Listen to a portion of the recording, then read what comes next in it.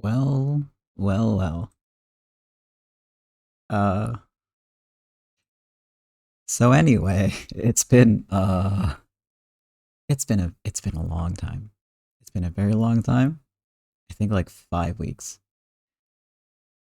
And I'm terribly sorry about that. There was nothing I could do. My computer broke. I think I was like sick for a week along the line there. And then I was sick of the computer breaking, but that's a story for another time. It broke twice, fun fact. So I guess I'm telling the story now. uh, yeah, I had to send it in to get fixed. It immediately broke after it was returned to me. So it broke, and then it broke again, and this is 2 months after I bought it because my other last computer broke, and hmm, my avatar stutters every now and then, which is an entirely new issue that I've actually never encountered before. So I'll chase that up after the stream. So for now, there will be occasional freezing. That's not me. That's just the avatar. Anyway, hi, hello. How are you doing? Um, Hope you're all doing good and that you're ready for some reading or, well, listening, as the case may be. I'm definitely ready. I even made sure that I know what happened last time, even though it was a long time ago. And thank you. I also hope that it just works now. It seems to so far. I was able to like render an animation in Blender, and I wasn't able to do that at all with my previous computer. So it's looking good so far. Like out of the box with my last computer, I couldn't do that. I thought it was Blender's fault, but no, it was hardware failure. Oh well, lesson learned. Yeah, it was meant to be a decently powered machine the whole time. Is the funny part? Um, but it wasn't. It just kind of wasn't. So yeah, don't buy pre-built PCs. Build them yourself if you have the ability. This is what I would say to that. You're probably gonna do a better job. If you don't know what you're doing, definitely get someone else to do it. If you do know what you're doing, don't be lazy like I was. You will regret it. Alright. Anyway. It's all good now because we're back. You know what? Being lazy is valid too.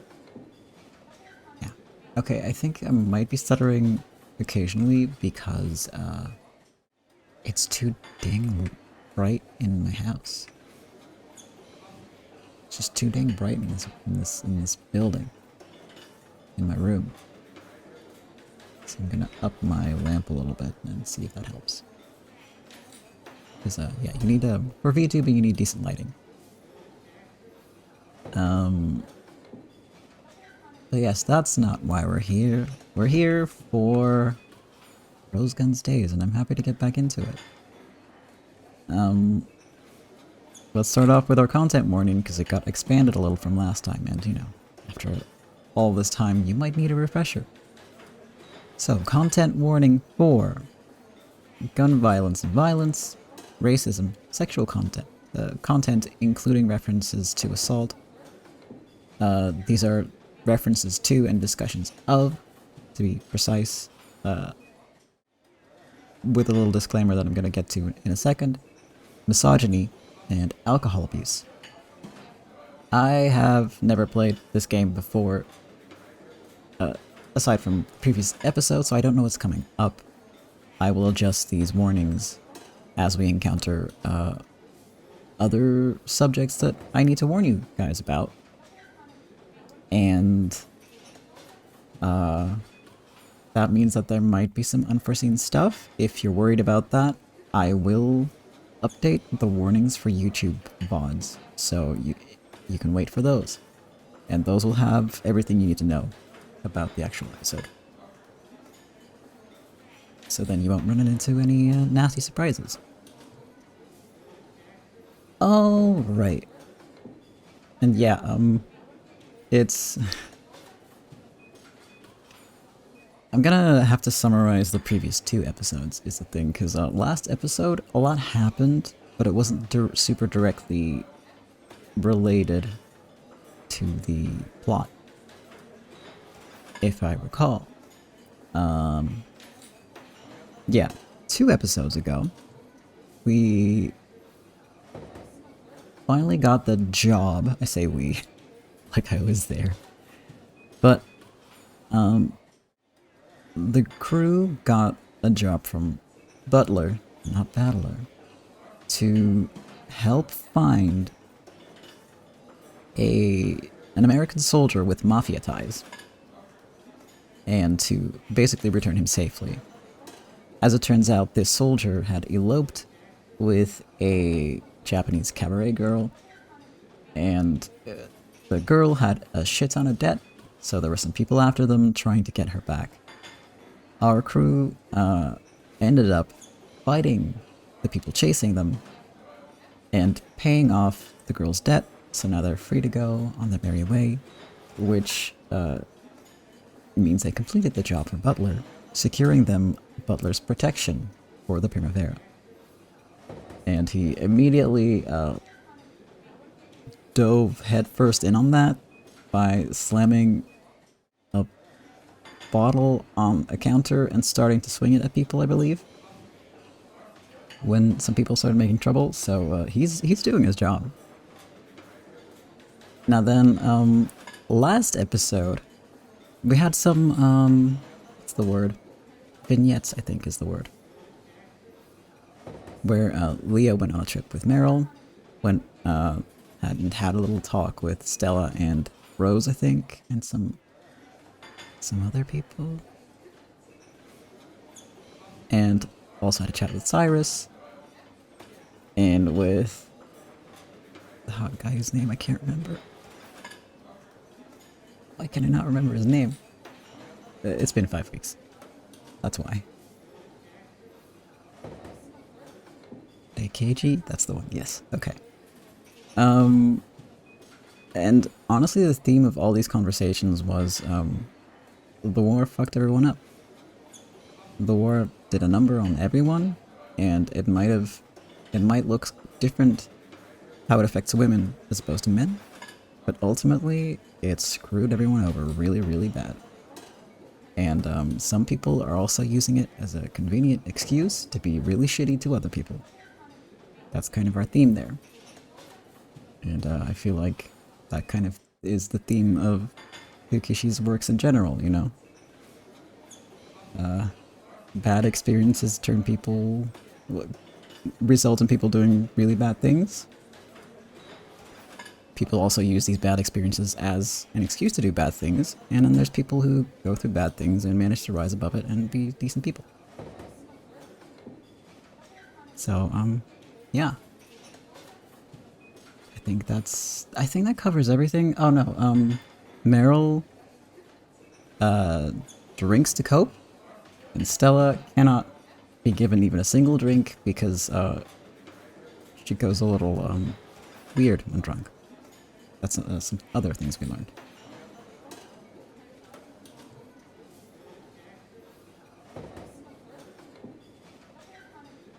And Balor's files are called, BUT, something, like, in the expression and the number. But I don't know if that's, that means that he was called Butler before, or if that's just because they spell his name in a specific way in Kana, you know, because English names being spelled in Japanese is a bit iffy. I don't mean iffy as in, like, weird, but a little unpredictable sometimes. So it depends. I might go check if that's something later. Maybe I can find the files for Butler, because it'd be interesting to see what those are called. Yeah, there are so many sprites, and if you look at the... Wait, I did the same thing last time. I need to load. I'm just gonna restart. I did the exact same last time. It's just... anyway. I'm, rusty. Because it's been a long time. So, please forgive. But yeah, there are a lot of sprites, and if you look at the Chiru sprites, there's even more. There's like a huge amount more, and some of those literally only get used for like a single second. Or a single sentence. It's wild. There's a couple in there that just only appear once or twice, at most. It's great, I love it. Speaking of things I love, this story. And also, the funky soundtrack. Okay. My preamble this time was only 11 minutes. I'm very proud of myself. The music in this game is so good. It's been so good so far.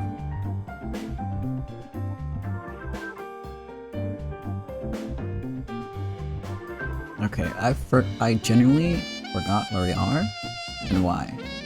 But I guess we'll find out. I could have checked, but I forgot. It's like the one thing I forgot to check beforehand. So let's just go on this ride together. There you go. Here's your oolong tea.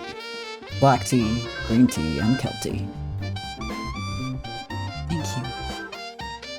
I love the delicious tea you make, Cyrus King. I understand. Leave the details to me. Let's endeavor to host a fabulous dance party. We can't let the captain lose face, after all. Ah, they're planning a party for Butler. And his friends. What is... Look at Cyrus's face. What is happening there? His eyebrows are above his hat. They have veered off his face. They've flown away into the ether. Delicious drink, delicious meat, and sexy ladies. Oh, it'll be heaven on earth. And his eyes have rolled back into his head. I think his pupils are just really tiny, but that's probably not going to be easy to see. Let's negotiate with our suppliers and prepare an excellent assortment of good food and drink. And after all, the occupying forces are paying for it. This is, if you took a screenshot of this and then asked what's going on, no one would get it right. No one would guess.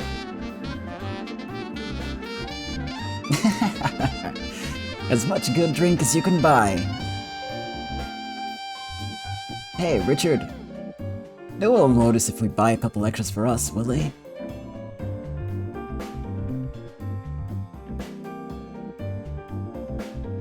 Hey, Cyrus-kun. You shouldn't do things like that.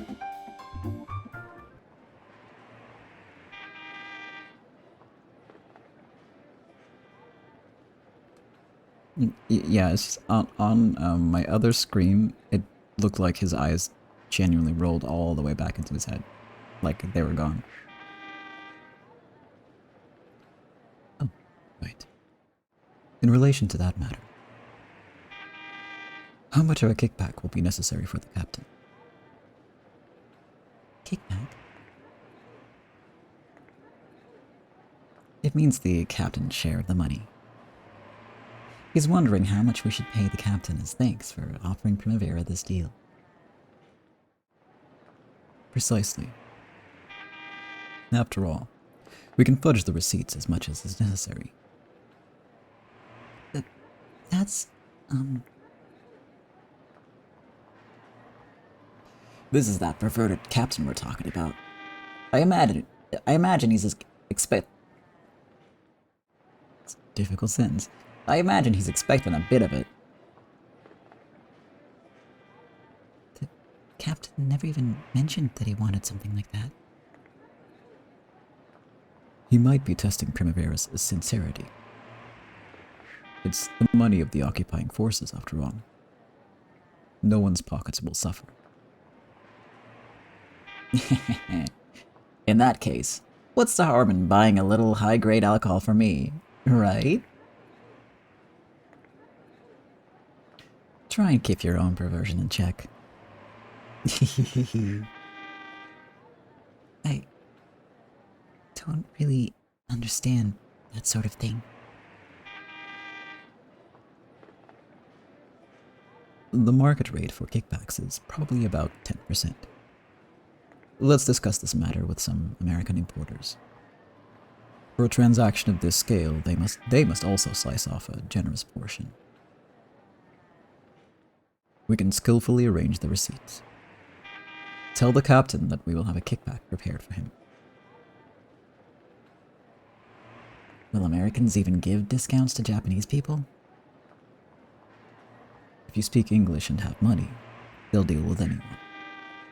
Long live capitalism.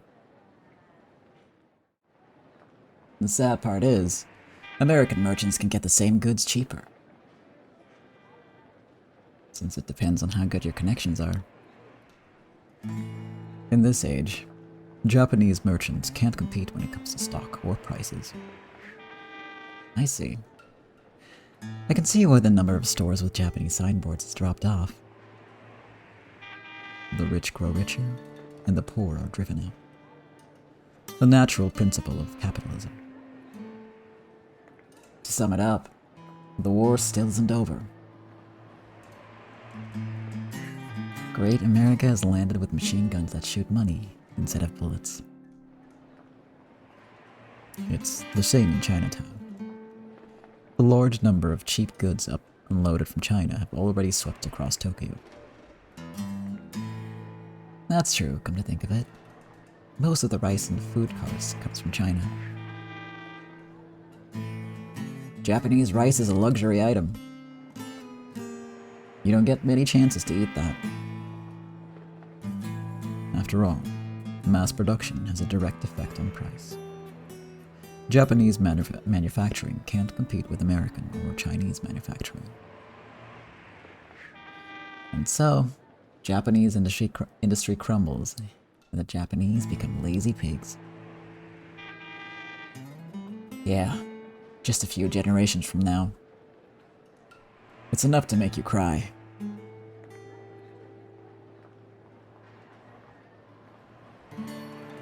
Rose. It would be possible for us to get our own chair in the same way. But what do you say? I don't want to get money if it involves deceiving people. Well, I thought you'd say that. That's what makes her Madame Rose. But please, at least fudge the numbers for one drink, for my sake. Let's just stick to slurping up the captain's leftovers.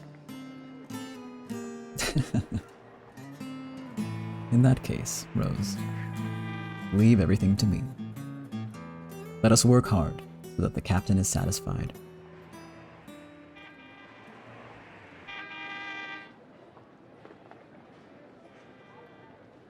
Still having trouble with that talk about kickbacks? Oh, no. It isn't that. It's just... how should I put it? Japan really has crumbled, hasn't it? When I think about that, it makes me sad.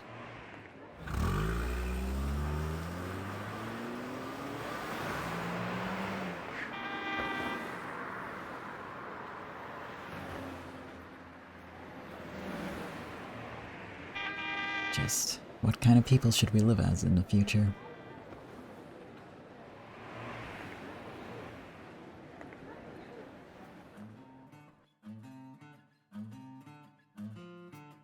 Oh.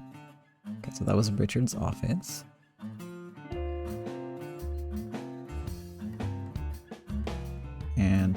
apparently Claudia is saving up money to open a shop. She's finally got enough funds, and she's apparently starting to look at properties at the real estate agency. Claudia, sorry I'm late. Claudia is someone whose voice I completely forgot entirely. Completely.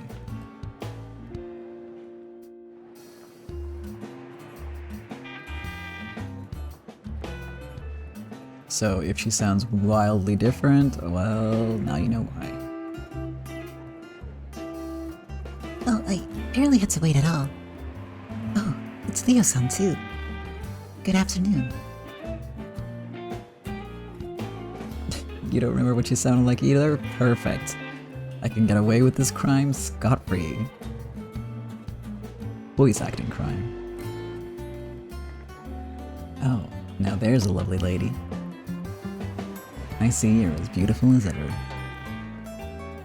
Still, isn't this place a bit gloomy to be drinking tea? There's a little something I wanted Rose to drop by for today. You see, Claudia has been saving up money to get her own store. I've heard about that. You wanted a shop that sells Japanese food and alcohol, right? That's right. I finally managed to make the down payment. Yeah, that must have been a huge amount of money, especially considering the circumstances.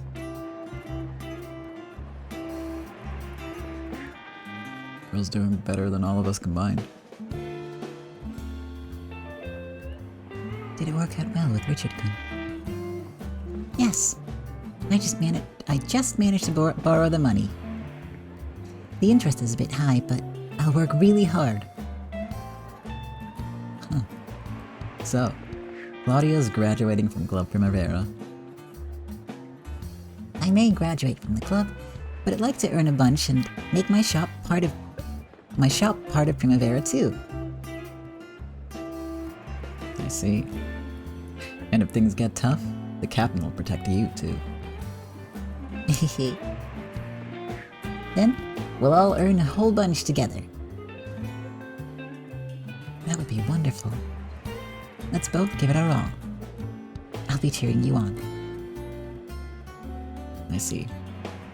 So that's why we're here seeing a real estate agent. The real estate agent was an American. Unsurprisingly, he didn't offer speaking in Japanese as a service. Claudia could speak in broken English, but it apparently wasn't enough to read a real estate contract, which makes perfect sense.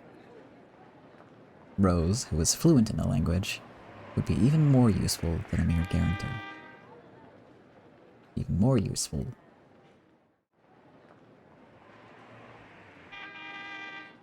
Even the contract is just packed with English. Are you sure this is okay? I had Richardson check it over. Yeah. I've glanced over it too, and I don't think there'll be any problems. Your English skills are pretty impressive, Rose. That's because my dad was a foreigner. I see. In this age, being half foreigner could apparently be a big plus. However, as a person who knew the era before and during the war, I could tell that her life couldn't have been easy growing up. Claudia was asked to sign several papers. Rose, who had finished signing the guarantor fields, was drinking the coffee she had been offered. I guess I was bullied a lot as a kid. You know, my nose and so on look a bit un-Japanese, right? You think so? Damn, Leo. I'd say it's definitely kissably cute. Thank you. What country was your father from? He was a scholar from Greece. He was very strict and tried to act more Japanese than everyone else. A foreigner wore a hakama and took his kids to visit shrines? Yeah. He knew all about Japanese culture and traditions, legends and folk songs. Though his Japanese speaking was always clumsy.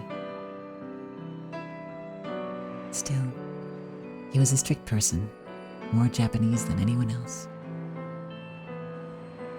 Whenever I was treated like a foreigner and bullied and came home crying, he would always say the same thing.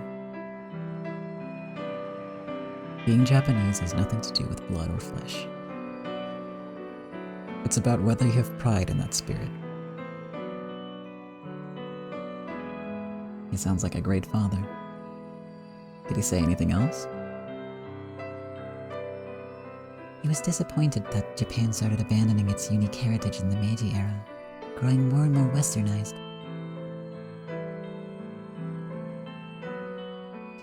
What did he think of the expulsion of foreign customs during the war? I don't know. By then, he was always in bed. It seems I was born late in his life. My dad was very old. I wonder what your father would think if he could see Tokyo today. I don't know. Though Dad always told me to be more Japanese than anyone else. I wonder if I'd become a kid that Dad would be angry with now.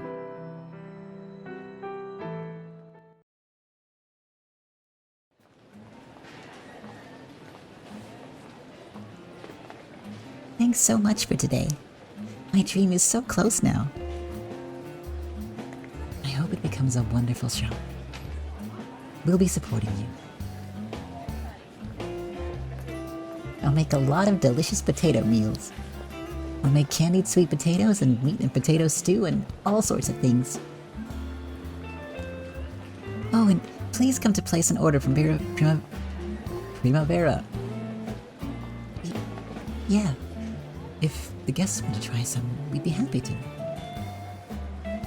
Dang. All of those are my favorites. When the store opens, we'll definitely go there. Reserve a bottle for us, will you? I'd be so happy to have Leo-san as customer number 1. I'll give it my all.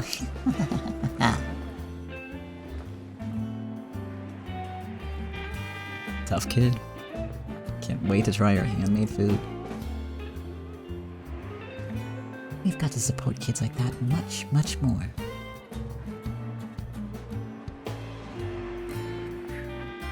I'll be offering my support. To you. To you. The person who supports each and every one of those girls so seriously.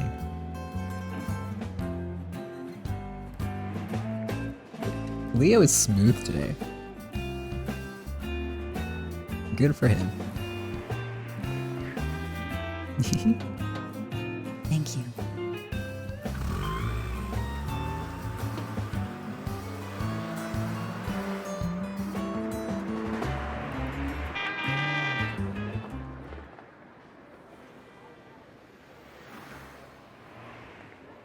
Next, I'd like to make a request of a restaurant in Chinatown.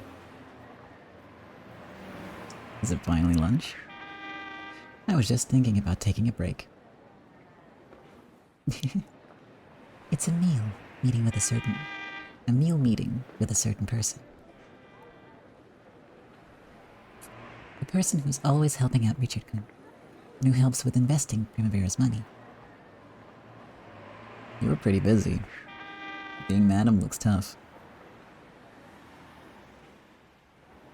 I don't know if it'll be at the same table, but there'll be food for you, so don't worry.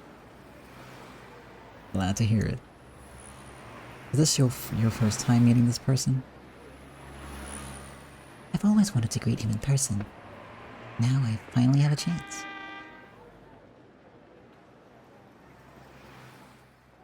Oh? We hit a natural save point.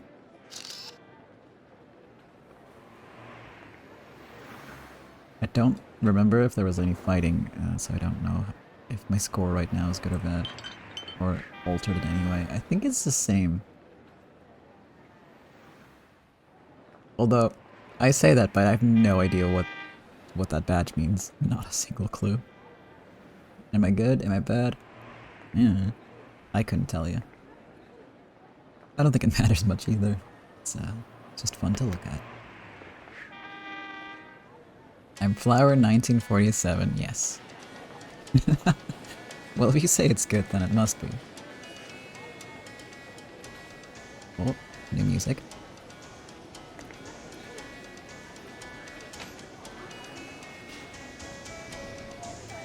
I did get a really good score at some point, like 2 episodes ago, so it can't be that bad, I don't think. Like I got 100% at some point, so... It's gotta count for something, right?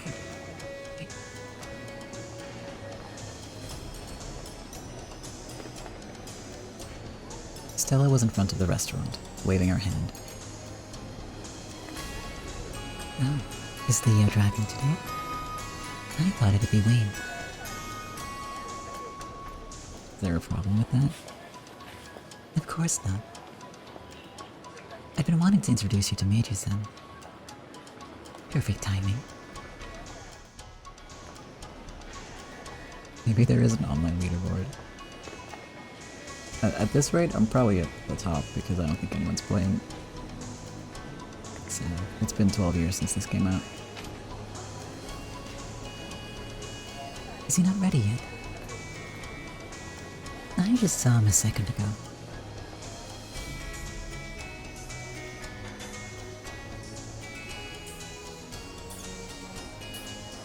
You've seen this man before, right?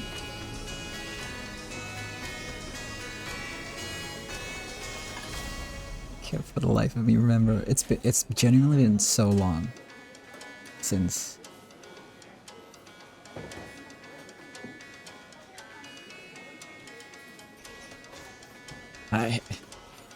The reason I ask is I try to keep character voices consistent. I don't even know if like it's audibly different one from the other, but just for myself, you know.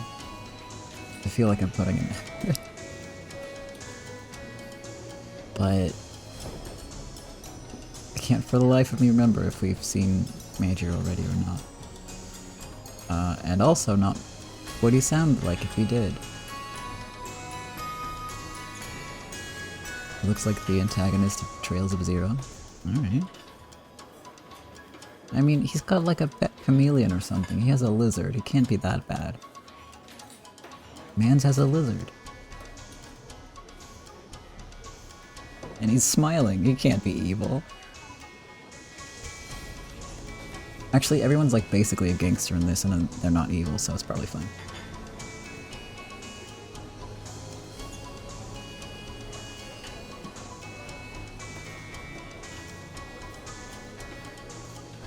Yeah, he does have gangster vibes, you're right. Probably in the drugs trade, okay.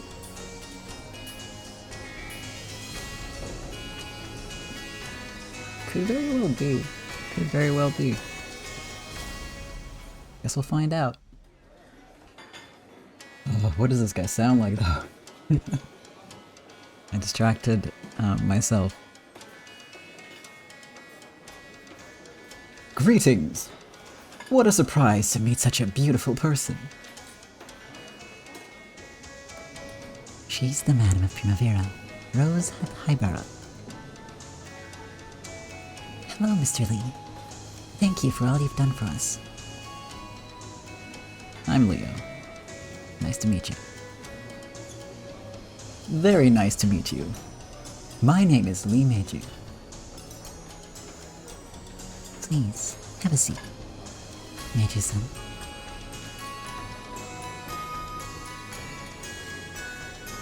Polite professional demeanor. Alright.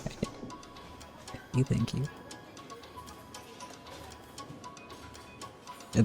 It's weird because you have to base like an entire like attitude off of just like their character model, the vibe they throw out, and like their first line, right?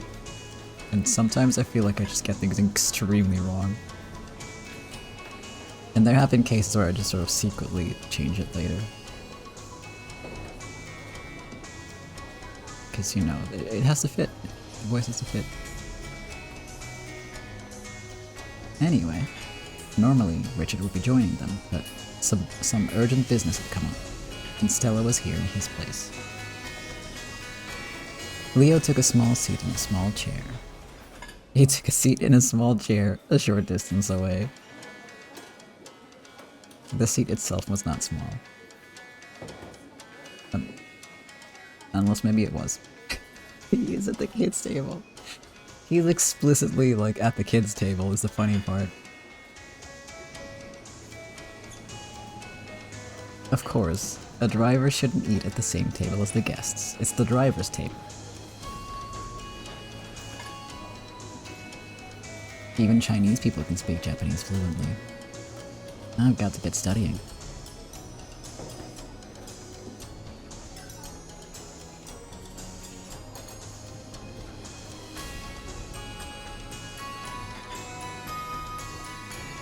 Okay, gangster vibe aside, I would trust this man with my life. Look at him smiling. He seems trustworthy. He's gonna betray me, isn't he? He's definitely gonna betray me. They always do. I was truly looking forward to a chance of meeting you, Madame Rose. I felt bad about not meeting you, a business partner, after all this time. You don't trust the chameleon? What's he hiding? I'm sure he's just it's just a really old lizard, you know? I'm sure it's just age. That mane is hiding wisdom.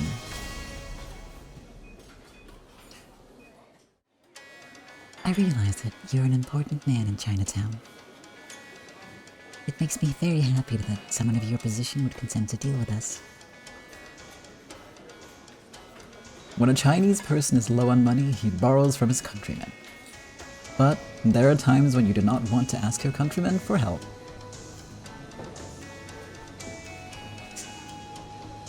Like, when you want money from a source you don't want to be known, right? Precisely. The Chinese deal in many kinds of business.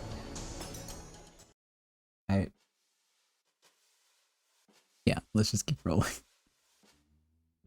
Primavera, the Alliance of Ladies of the Evening, had a very large pool of money. Normally, a large amount of money could easily be invested to make a profit. However, in the days when they were mistrusted simply for being Japanese, that was no longer easy. On the other side, Meiju of Chinatown wanted channels for money obtained for people other than his countrymen. From people other than his countrymen. So the desires for both sides matched. Richard and Stella understood Chinese, and Meiju understood Japanese. And so, the two sides had apparently deepened their friendship, becoming business partners. By the way, I've heard we also owe you for helping out with the Lieutenant McDowell case the other day. I was shocked that you knew about the lieutenant before I told you. So we did see him before, right?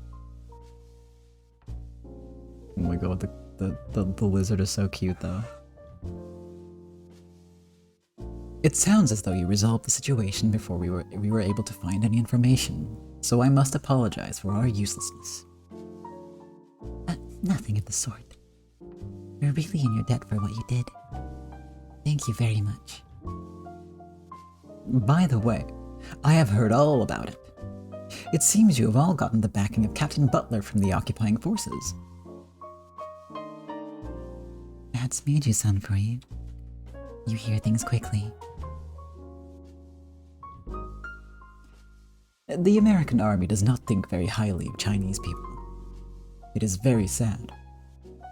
However, we have wanted to get along well with the City 23 occupying forces. That is why this makes me so very happy. So, if something comes up, you'd like us to have a word with the captain, is that it? If something does come up, we will be counting on you. And, of course, if Primavera is ever in trouble in Chinatown, please come and talk to me. Thank you very much. No need to be nervous. We are friends. This is called helping each other out. Helping each other out.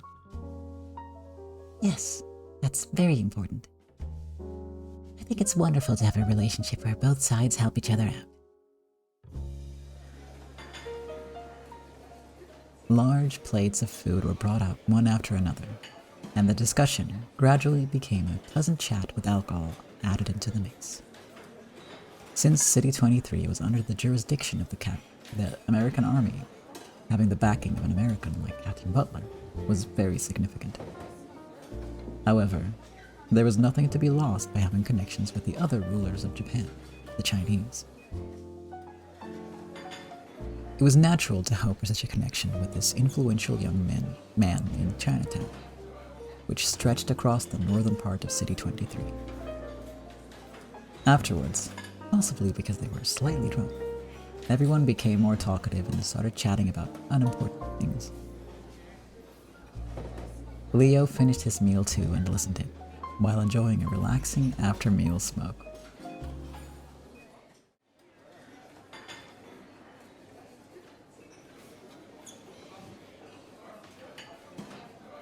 The way the Chinese care for their countrymen, that solidarity, is amazing. It always surprises me. There is nothing to be surprised about. Chinese society is no different than how things are for you all at Primavera. It is just people who share a homeland helping each other. The same as friends working the same job helping each other, like in Primavera. True. At least when it comes to helping out friends, we're the same. Precisely. People are living things who help one another as they live. That is natural for people. So, Chinatown and Primavera are based on the same foundation. Correct. It is easy to be aware of it in Chinatown because it stands out, but people in all countries all over the world help each other out. It is the same for the Americans. They never forgive those who attack their countrymen. That's true enough. The American army responds incredibly quickly if an American civilian is involved.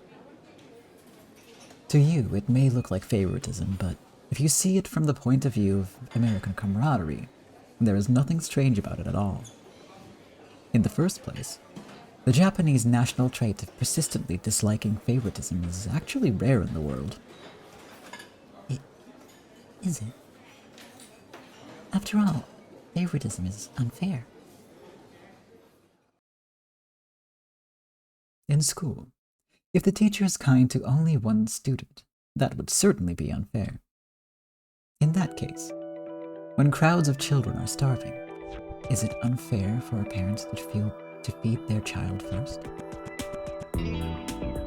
In that case, if you could split up the food and give it fairly to all the children. There are a great many children starving throughout the world. By your kind-hearted argument, Rosa, the Japanese children would only be able to eat a single grain of rice. You close your eyes to all the others throughout the world and give your food to your child, who's right in front of you, first. That is not favoritism or anything of the sort. That is natural love, which no one has grounds for criticizing. Giving charity to the starving people across the world is something that should be considered after your children's stomachs are full. That's right. If you neglect your child and give charity to others first, you'd be a hypocrite failure of a parent. And that is it. There is an order, a ranking, for compassionate charity. and one of those ranks is caring for your countrymen. The spirit to help out people from the same homeland. You can't save everyone at the same time. It's only natural that you have an order of whom you save first. Exactly. People are not Buddha. You have to start by saving your neighbors. And that way, fellow neighbors help each other, and the prosperous result is Chinatown.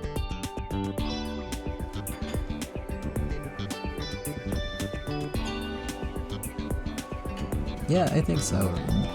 You know, it's also the secure your own mask before you help others out with theirs thing on airplanes. Sort of similar principle.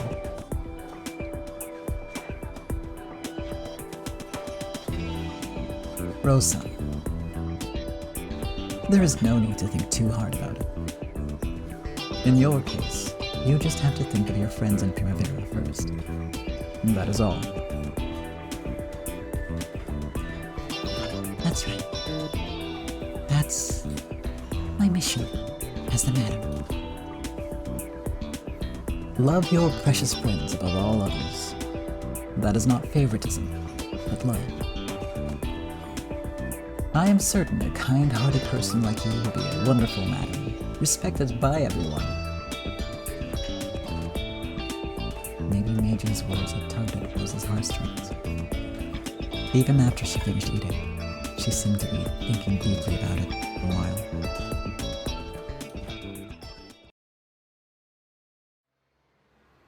Even during the ride back, Rose stared out the window, thinking about something. Leo took Rose to her apartment. Ladies of the evening sleep during the day. It was bedtime now.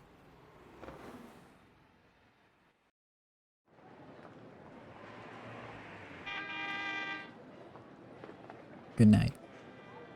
Sweet dreams. Hey, Leo-kun.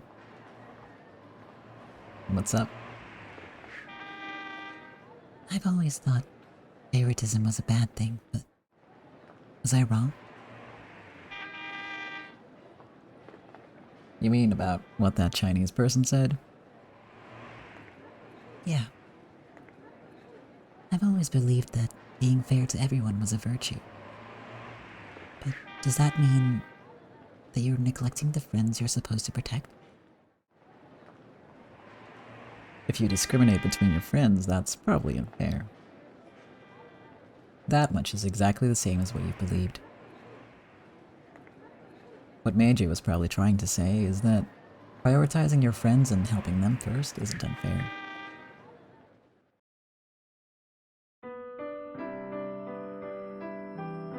Amanda's... Bleh. Amanda's son got mad at me. But I did save that girl named Helena. She wasn't a part of Primavera. But I wanted to save her.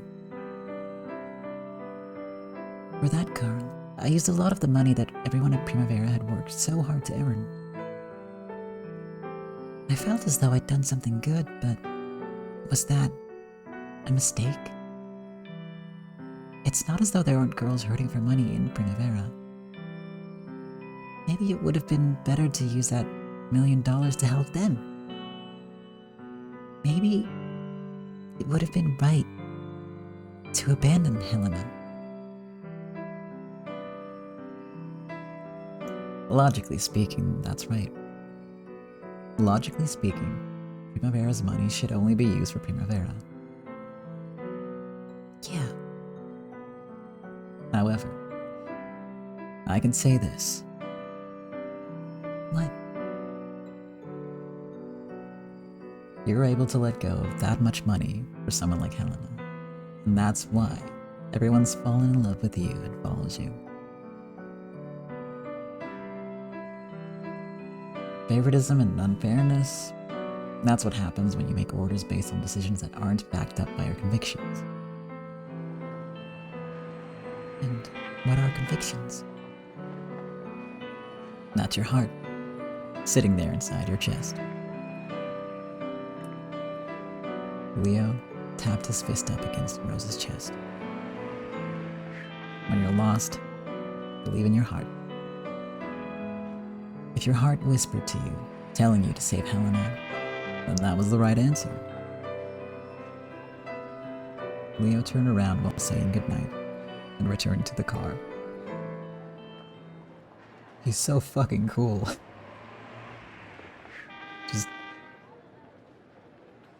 He says some cool guy shit and then he leaves. Hey, Leo-kun.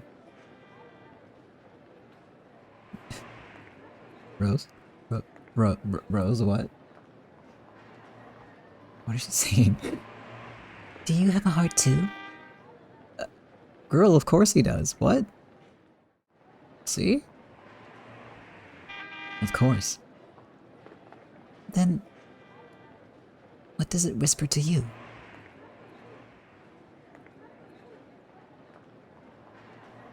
This girl's heart is more kind and fragile than anyone else's. So I've got to protect her. Go get some sleep, miss. Or do you need me to kiss you goodnight?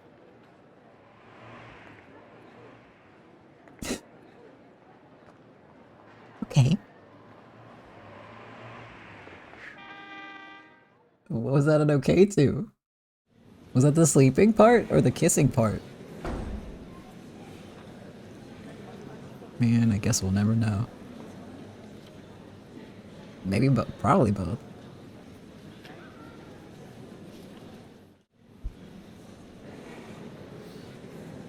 It's unclear.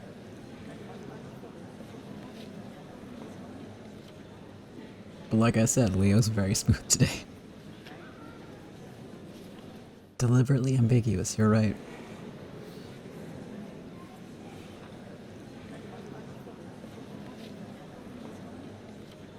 The camera, like, respectfully panned away.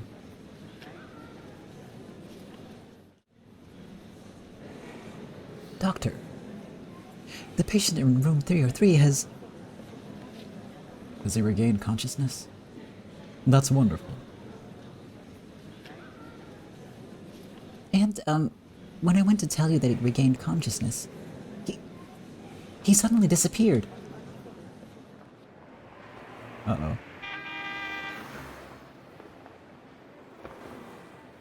Uh-oh.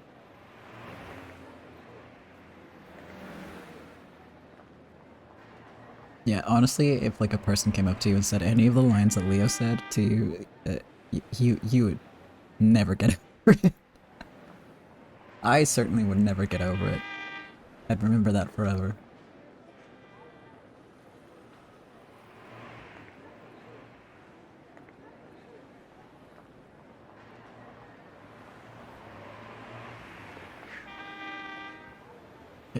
Is her body okay now? I knew it. God, what did he sound like again? We haven't seen this trash bag in so long. No, it is truly in top form. Very, very good it is. It was only my consciousness that wouldn't come back. These wounds are nothing. By the way, how are those Primavera folks doing? Yeah, it was like deliberately deliberately bad French accent. Not that I can do a good French accent. But, like, he was faking a foreign accent, so, hey, I can do that. Well, after that, they've gotten really cocky. Rumor has it that they've been sucking up to the occupying forces. They've got an American Army car parked there most of the time. That's not what I was asking.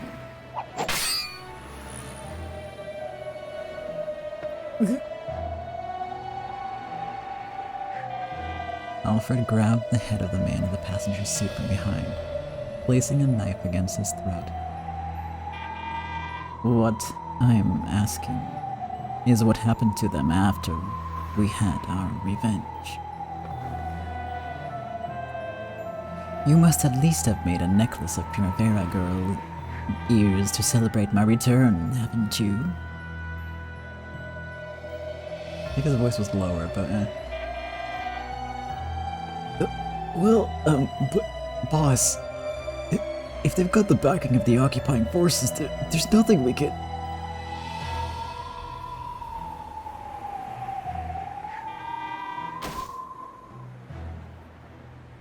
How useless you all are. In that case, I'll give you a little lesson in American-style revenge. Of course. We'll lay him out. We'll gather the troops right away. Let's go raid Primavera. No. A raid would be no fun at all. In that case, this car. Take it to the toy shop, not the hideout. The toy shop? Understood. This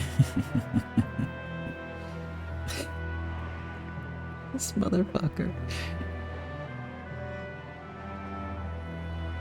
You've made Crazy Alfred go crazy. And you'll regret it oh so very much.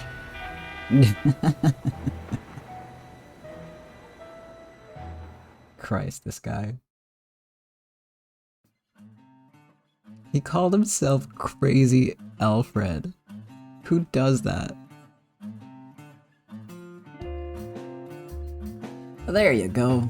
Black tea, oolong tea, and kelp tea. Your tea is really good. Really is good. Is there some trick to it? The trick is paying attention to the little details. I'm surprised you can manage the little details with those beefy fingers.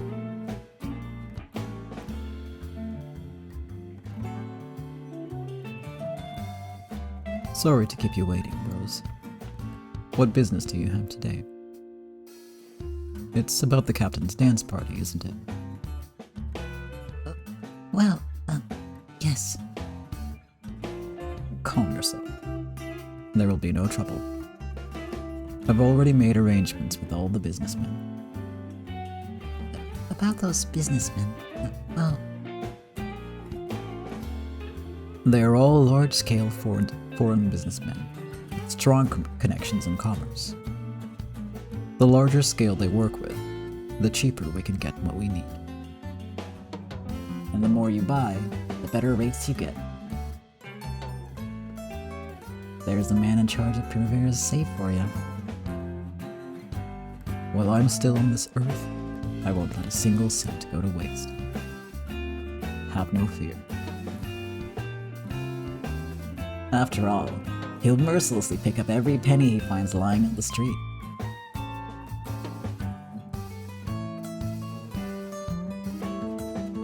Income that needs no receipt is the best kind. It's not to be overlooked.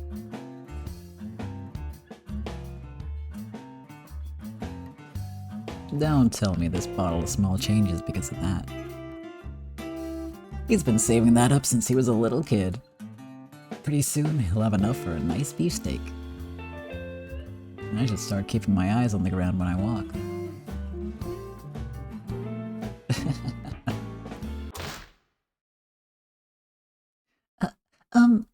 Richard-kun. Rose, who had been hanging her head uncomfortably this whole time, raised her voice, her fists shaking. The men spun around, thinking she was angry at them. I think you've already made arrangements, but, I'm so sorry. What are you talking about? Is there some sort of problem? About our purchases for the dance party. No, about all of Primavera's purchases. Is there something wrong? We've been doing regular, thorough checks of Primavera's contracts, you know? Indeed. We've been careful to make sure that no harmful deals or unclear accounting has taken place. I know that. Thank you so much for doing that all the time. And with that understanding,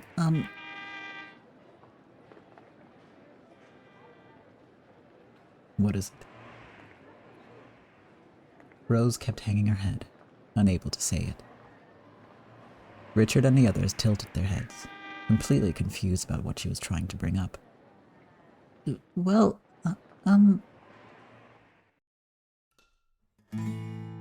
Richard, all of the businessmen we've contracted with are foreigners, right? Correct. It's not as though we've been trying to avoid Japanese businessmen. It's just that, when comparing the estimates from all of them, those were the ones with the best numbers. Well, it's not like those small, weak Japanese businessmen could compete. Just how hard is it for the Japanese businessmen to compete? If an American can get it for $100, it'll cost a Japanese person $120. A 10% difference is large. It's a sad but natural result. And what about the captain's kickback? Of course, it's still there. Was it 10%? Was it 10% of the total? I don't see where you're going with this. What's your point? I see where you're going with this.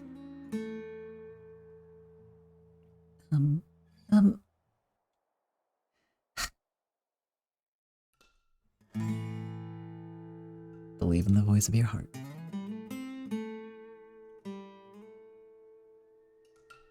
yeah.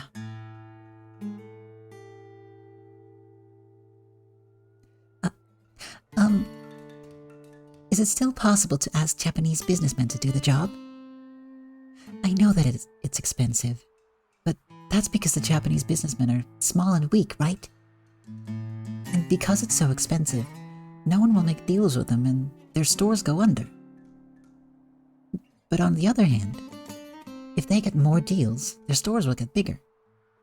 That way, they'll be able to get connections and it'll be possible for them to get things cheaper.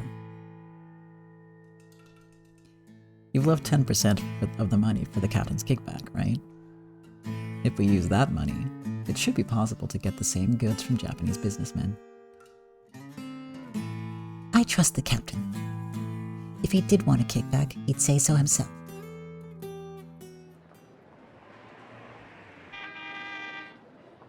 You want to lose the captain's kickback and use that money on Japanese businessmen. How foolish. Why would we go out of our way to make deals with expensive businessmen?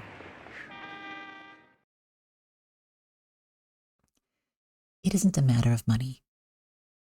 I've been thinking. Americans and the Chinese all think about their countrymen and help each other.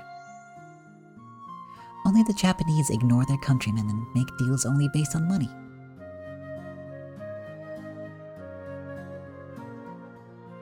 Just what are those connections that the foreign businessmen use to get things cheaply? Isn't that all based on them helping their fellow countrymen?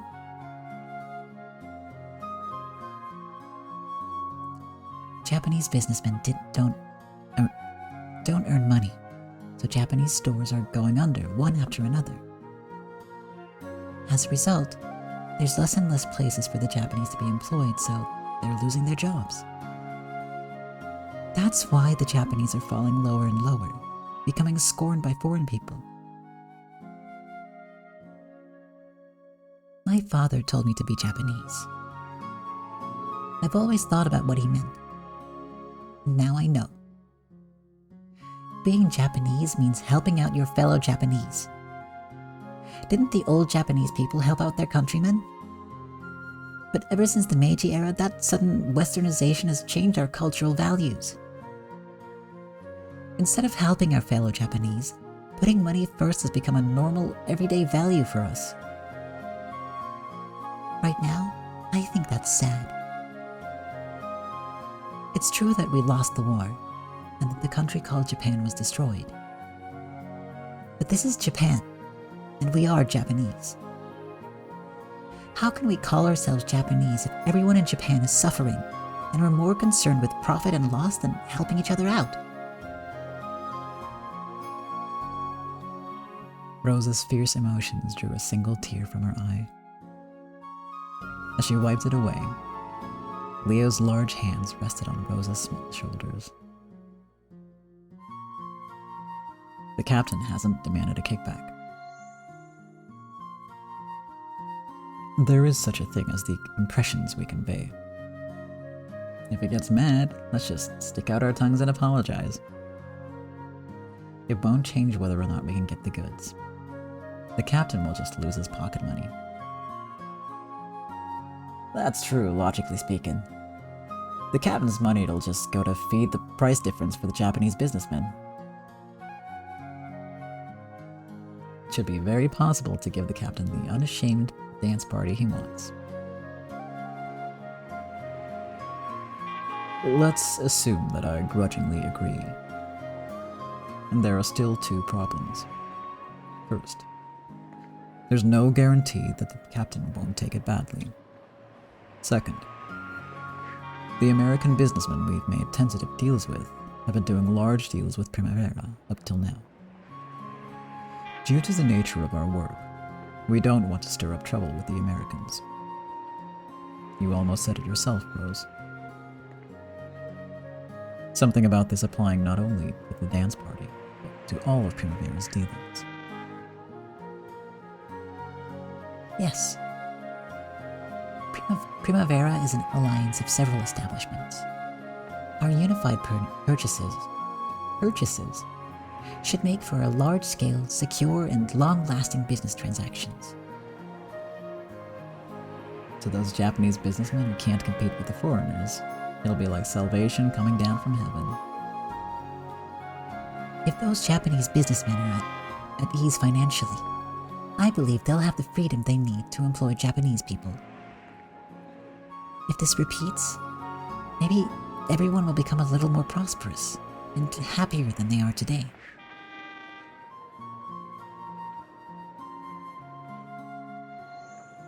This will mean cutting off the foreign businessmen who have guaranteed to maintain secure contracts. And they will lose a large-scale deal. I believe that will invite trouble. Still, they must have many other customers. After all, being able to get things cheap is a big plus. They won't run dry just because we break off the deal. I'll apologize to everyone we've made deals with. I believe that we're in the more successful category of Japanese people today. Does that mean it's okay for us alone to live life easily? A place to live and food to eat. Isn't something that natural a thing we should share with our many comrades?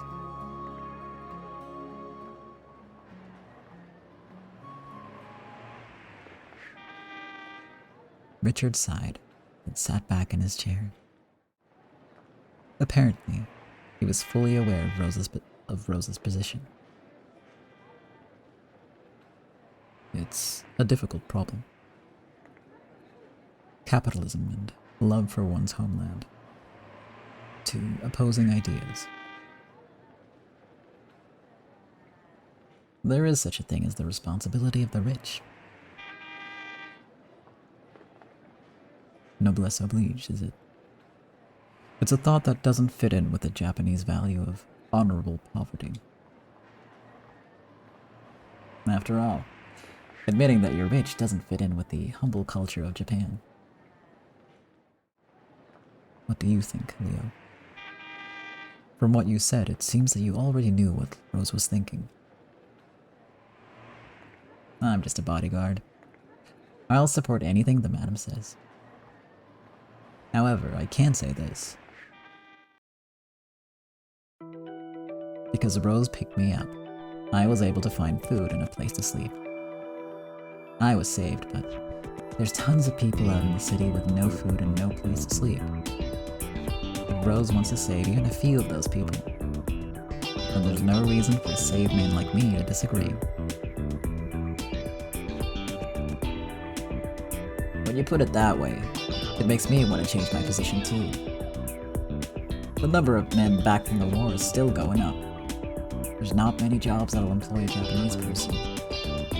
If they take money from a man like Albert and become his underlings, well, it's hard to blame him. In other words, in the end, I believe public order will improve, and the girls of Primavera will be safer too.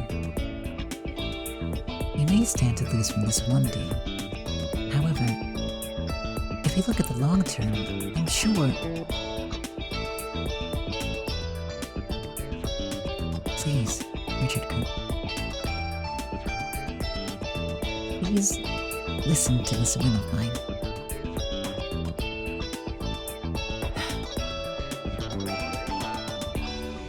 I'm a man who makes a career out of handling money. I can't pretend to understand. But your heart is whispering to you, isn't it? It doesn't whisper. There's nothing in my chest except a scale that measures money. However, if I refuse Rose's request, I may be dismissed from my role with relations to their money. If so, I would no longer be able to manage a large quantity of money. The scales within me have merely decided that following Madame Rose's decision is the best option. Phew. Well said, Richard. What do you want in exchange? Make it another cup of oolong tea. Get the typewriter.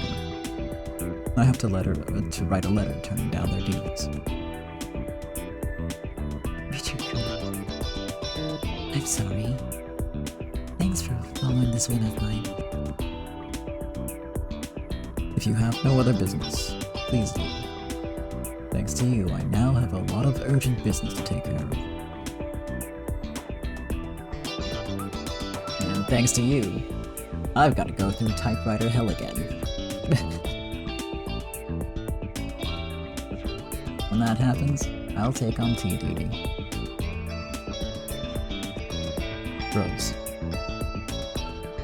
If we change our suppliers, costs will rise, of course. If you don't want to change the average price for customers or the size of wages, the quality of alcohol and food will have to be lowered, of course.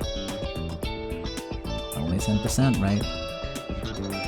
Well, it is hard to imagine our growing customers picking out a difference of 10% in grade.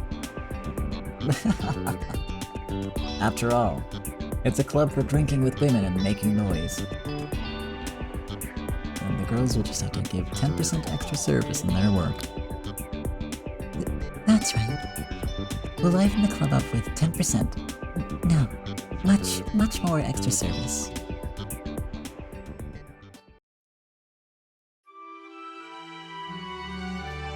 Oh no, it's... I don't remember what Julie sounded like. Or do I?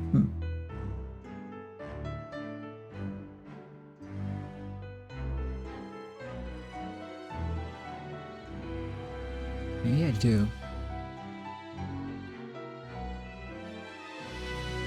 Wait, which one's Julie?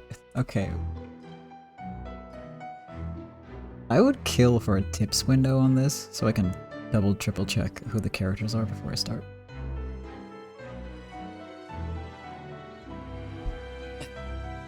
Okay, what automod just held that comment for misogyny? Accomplished old lady is misogyny, apparently. Oh my god. Remember when it blocked you just sending a smiley face for bullying? I think it's just inverted somehow.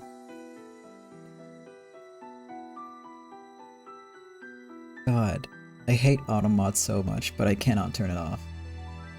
There's no off switch. It is very funny, you're right. So we may as well keep it around. Because it's just, it's so consistently wrong. I don't think I've ever had Automod hold a comment, like, on purpose that actually needed to be held.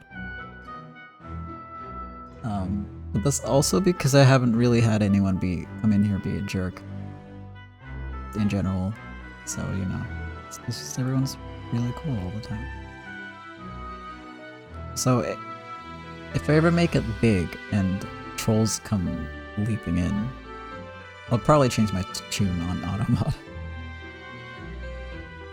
Unless it's actually inverted and it doesn't hold any of it back.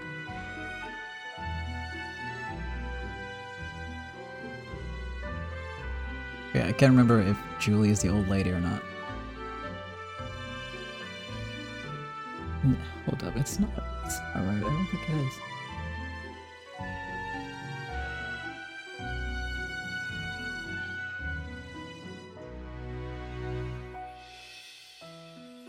I'm cheating and looking it up. Okay, yep. The reporter is Julie, you're right.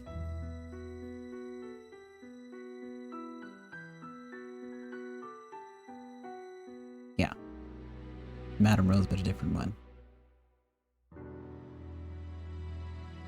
Who is Rose's successor, I believe.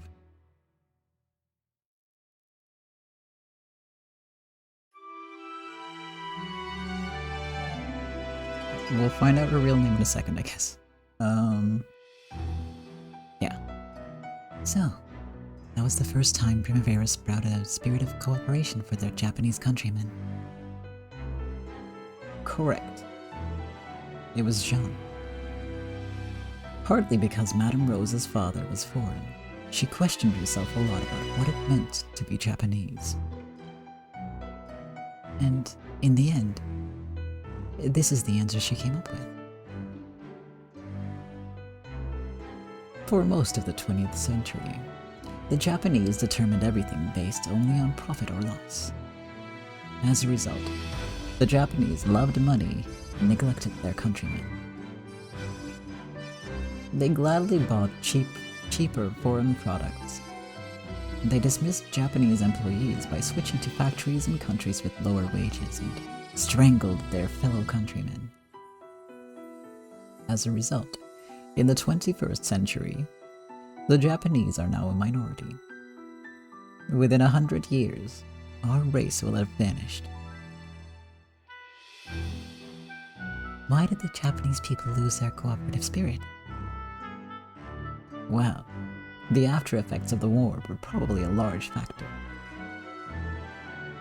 The Japanese wanted to repent for the pre-war period's indoctrination of excessive patriotism, which made the Japanese army lose their restraint during the war. And so, they began to shun patriotism.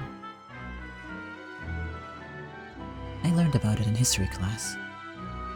The Japanese began to despise the flag of the rising sun, and all those who tried to lift it were treated as dangerous political radicals. Exactly. And so, the new guideposts the Japanese chose in place of patriotism were the so-called rational decisions of capitalism. To put it simply, it was the selfish idea that money was justice. And yeah, that sounds real familiar to current day, honestly.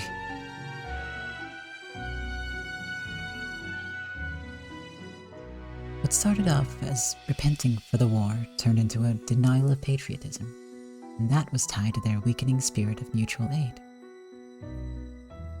That's right. Repenting for the war was absolutely vital. That's something that must not be forgotten. However, the Japanese decided that one of the many factors that led to the war, patriotism, was the cause of all evil. Well, it is human nature to try and sum up all evils with a single word. They were merely negligent, too bothered to study and learn the true nature of things. At any rate, In post-war Japan, a new set of values began to grow, stating that identity as a Japanese person was something that ought to be limited. In fact, that's what the Japanese are like now, correct? That's true. We're supposed to be cosmopolitan, and calling ourselves Japanese somehow reeks of nationalism. That's the end result of the Japanese loss of the spirit of mutual cooperation. The comfortable sounding word cosmopolitan became a cover for money worship, which dried up our countrymen's businesses and destroyed them.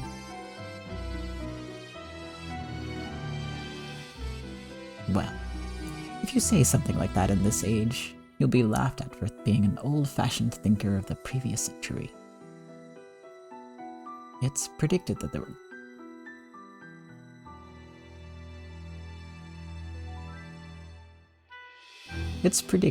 will be no more pure Japanese in Tokyo in 20 years.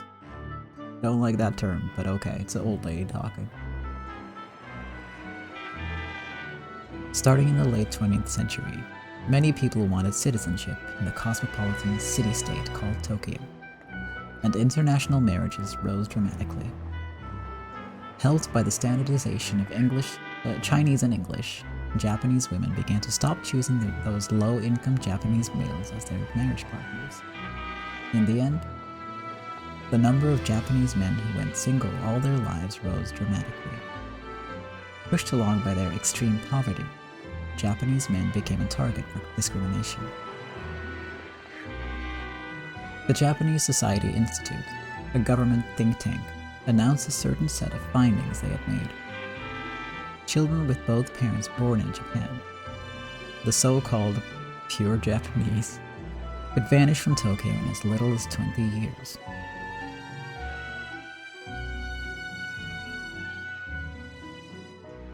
The Japanese will be destroyed in the capital of Japan. We are a destroyed people. However, in that case, we should leave a record, yes? The records of an extinct animal from when they were alive can become precious materials. A confession from the last old member of the extinct Japanese people.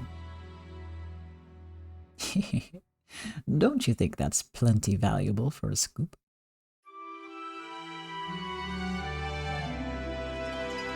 If only the Japanese hadn't forgotten their cooperative spirit, they would never have been destroyed. Such a shame.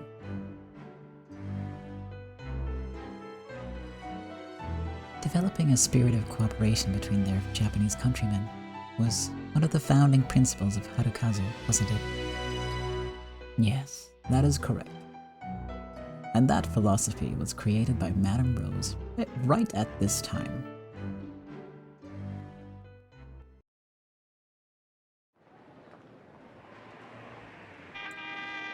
Oh no, I just realized. It was finally the day of Captain Butler's dance party, which means Butler is going to show up and say horrible things that I will have to repeat with my mouth until I cringe so hard that it turns my insides into diamonds.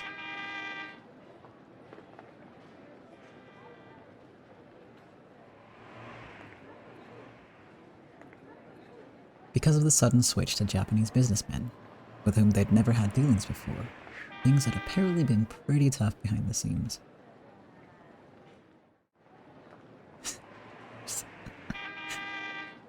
That would be one hell of a skill though, wouldn't it?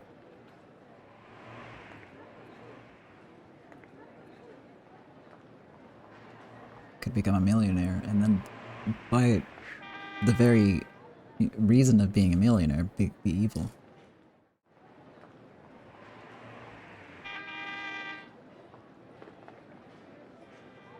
However, for the girls in the club, it was an almost unnoticeable change. Yeah, that's true. If my insides are diamonds, I'd probably die. Yeah, you're right, you're right.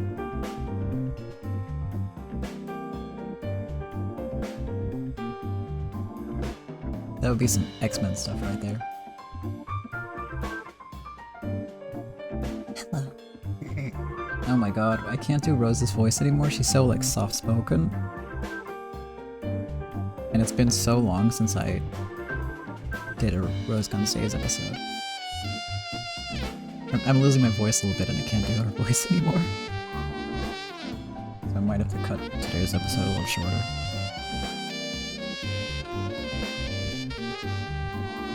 Hold up.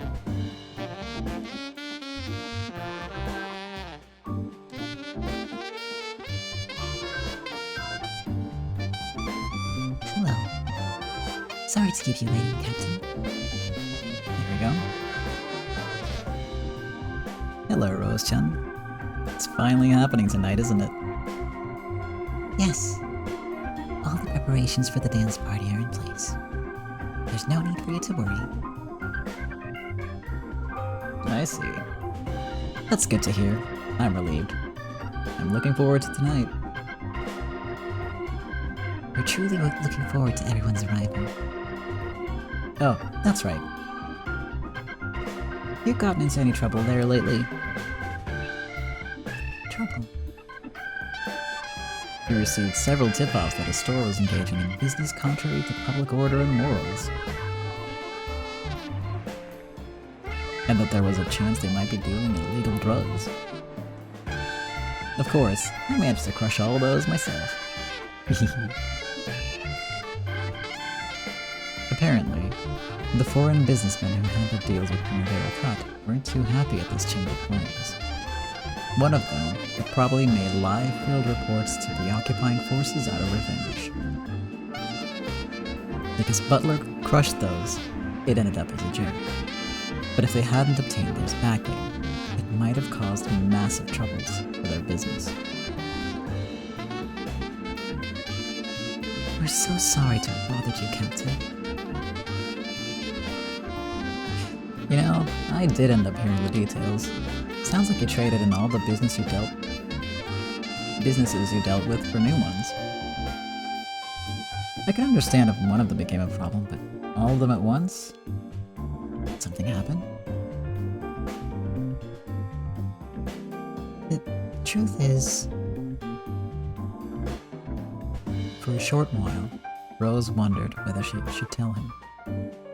However, he was their backer. If she hid things from him, that would hurt their trusting relationship. Rose readied herself and explained the position of wanting to save her countrymen. I see. however, those are our concerns, and I wouldn't want them to trouble. No, I don't mind at all. On the contrary, I'd rather get mad at them instead and strengthen my ties to Japanese society. I'm hoping to have Primavera as a conduit to the City 23 Underground. In that case, having Primavera strengthen their connections to Japanese society is convenient for me too. An American like me throwing money around won't capture the hearts of the Japanese. However, if I work through Primavera, doing that will be possible. You and Primavera are my allies, Rose-chan. I need you to get big. Captain, I'll send jobs to Primavera. Primavera will circulate those jobs in the community of their countrymen, gaining connections. And if the money that ends up with their countrymen leads to more employment, this damn city will finally quiet down. yes. That's my idea. Even government offices prefer local businesses when making contracts.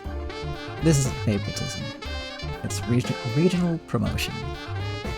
In other words, this is philanthropic. We're doing something good. Butler had accepted Rose's ideas with shocking speed. With Butler's understanding gained, Rose renewed her enthusiasm. Wow, he behaved himself for a full conversation.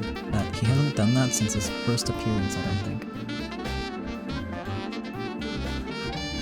No, I think he didn't for his first appearance either. I don't think he's ever done that. You know what I call that? Lucky break for me. That's not character growth.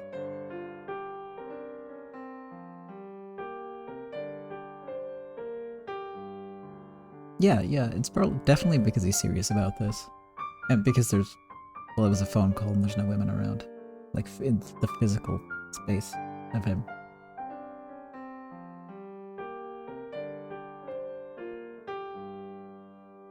Well, it was a phone call, I think, so... Rose doesn't count because she's not... If she was in the same room with him... Actually, I don't think he would be like that to Rose. Because he respects her, I think.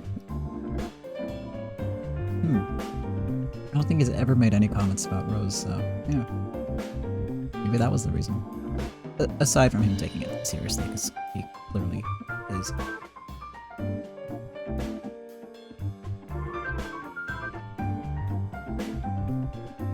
Yeah, I didn't notice it was a phone call either until when the conversation stopped.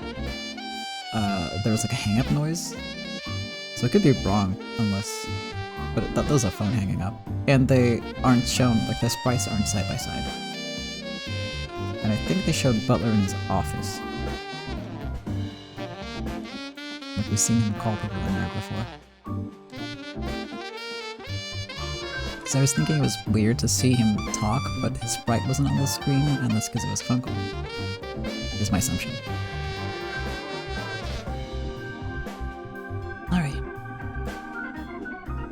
We have a lot of poor countrymen out there. We've got to do all we can for their sakes. I may be Madame Rose of Primavera, but I'm also Japanese.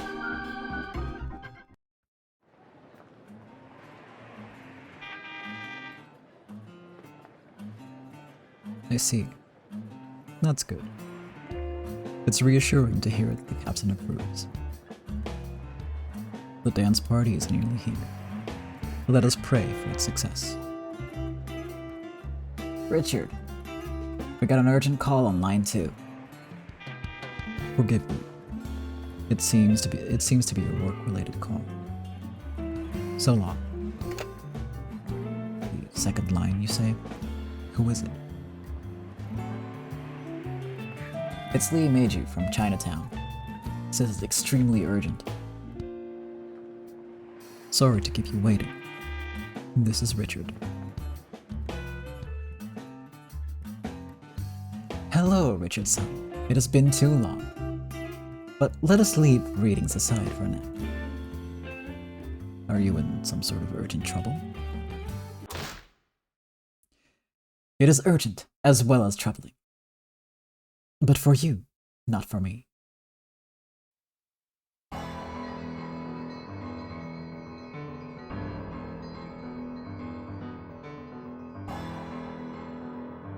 A what? Bomb? Alfred's son is... It's information from Meiju-san. There's no doubt. Oh my god, it's Wayne. I haven't seen him in weeks. Also, shout out to the Golden Slaughterers, the Golden Slaughterer bells in the background of the song. If you don't know what that means, you should watch my Echo series. You'll understand. Oh yeah, I forgot that Wayne calls himself Mad Dog. I actually forgot that. It's so funny. I always thought he'd come for revenge, but a bomb.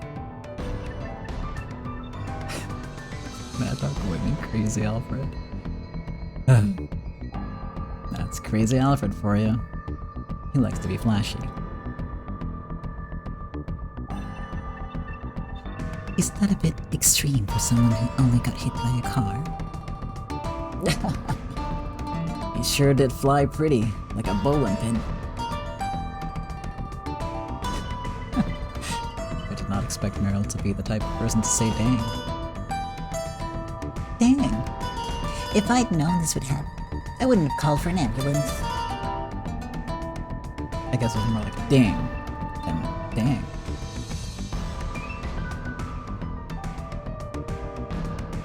Is that bomb already in place somewhere? According to Meiju-san's information, the plan is to fill a truck's container with explosive material and ram it into this building. Seriously?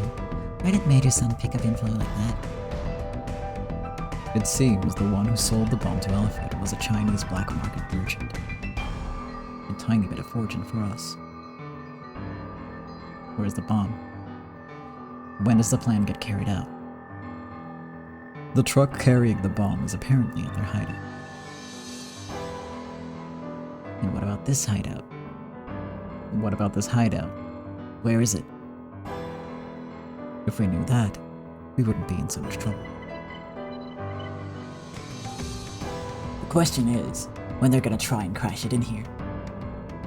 That much we do know. At 9 p.m. tonight. During the dance party, right? That'll be right in the middle of the dance party. It seems Alfred knew and planned for that. So, he's trying to blow away the hated Primavera along with their backing, the captain. The guy's got big ideas. You might even say he's crazy. Isn't this the time to go to the occupying forces? Can't we rely on the captain? More importantly, what are we going to do about the dance party? Should we suspend it just in case?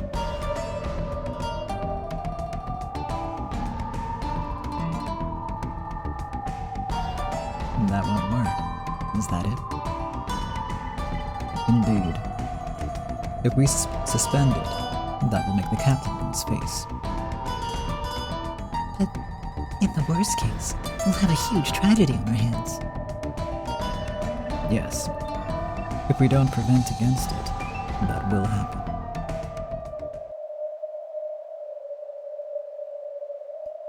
The captain's probably hoping we can at least swat the flies buzzing around our heads. Of course. We've just got to beat them down and put a stop to that bomb truck. That's right. A fun dance party in Primavera. By that time, we will be storing their hideout at our own little dance party with Alfred. That's not bad thinking coming from you old guys. Let's make him dance till he drops dead. Is that possible? It's our job to make it possible. True enough. If we could stop it beforehand, and also get the dance party to end safely, we'd get a perfect score on everything. It'll be an exciting dance. If a bomb truck might come charging in at any second, don't you think? I like it. I've never been to such a stimulating party. Let's make this a wildly burning night.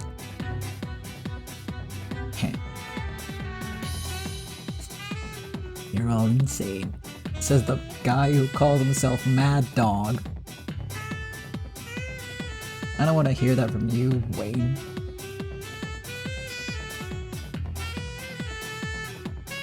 If our opponent is crazy, we'd better be just as crazy.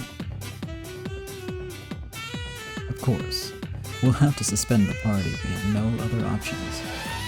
I'll prepare Can you rewind that? I'll prepare a plan to account for that scenario. Will the girls be okay with that? It'll be an incredibly dangerous night. Dangerous nights are our business. Well, it's better if we don't tell the others. Some of them might get scared. If you ask, then sure, it is pretty scary. I don't want to die in a bomb explosion. But we have faith. Faith in Primavera's excellent bodyguards. We've got girls relying on us, that'll make us work 100 times as hard.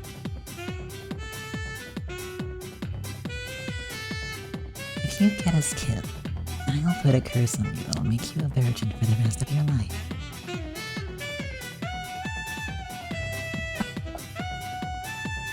Stop kidding around. Don't poke the back of my hair. Oh, Wayne. Perfect. Wouldn't have Primavera any other way. Looks like tonight will be the first unforgettable night in a long while. Everyone, I leave the final decision to Rose.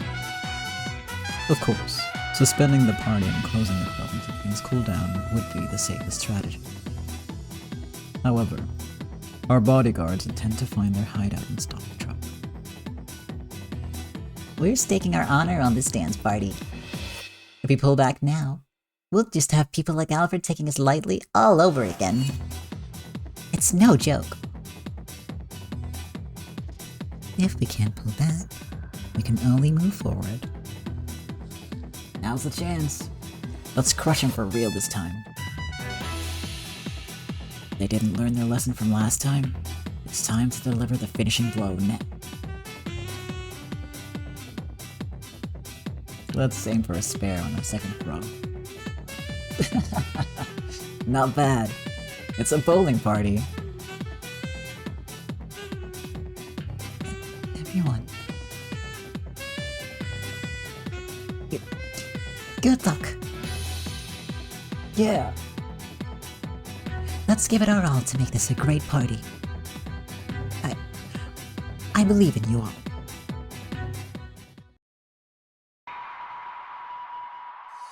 The trick will be finding their hideout. Really? I'm sure we'll find it easily. Huh? Why's that? Our goddess of fortune has given us the task. There's no way we won't find them. Leo, I don't think that's how that works. This job is easier because of the person who gave us the job.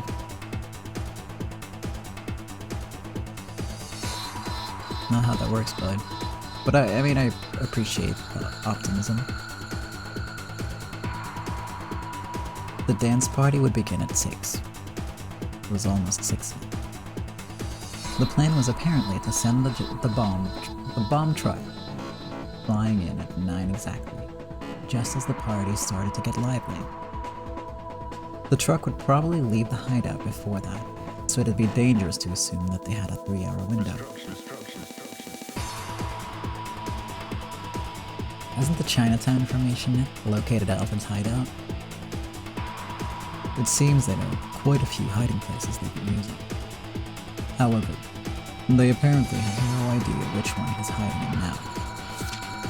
This is major sums of information placed on a map. I've made enough copies for several people. So that's what the marks on this map are.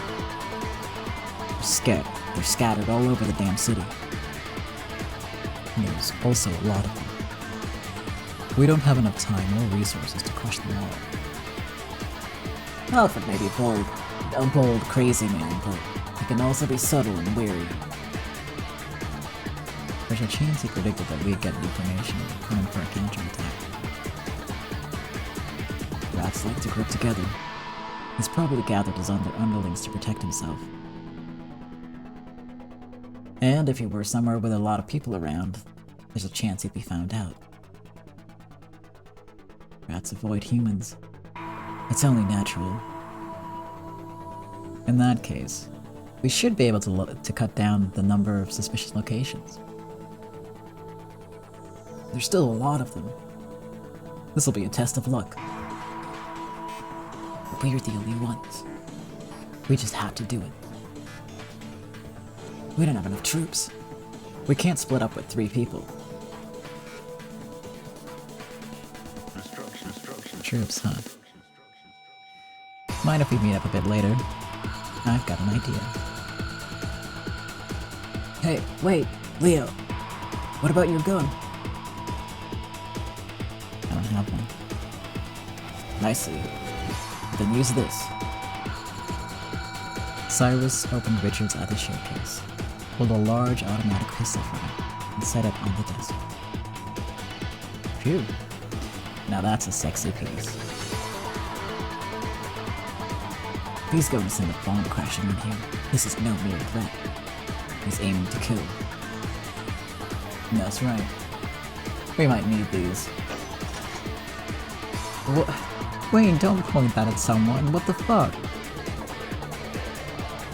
What the fuck, Wayne? Why are you like this? Who's gonna shoot someone on accident? Are you walking around without a gun even though you're a bodyguard? Wayne pulled a well-used handgun from his pocket, handling it gracefully like a gunman. He pointed it at someone like an idiot. Are you sure? I can take it? I'm more of a fan of the skinny ones. That tomboy is too much for my hands. Not you too, Leo. I trusted you. I believed in you, Leo. That's a thick grip.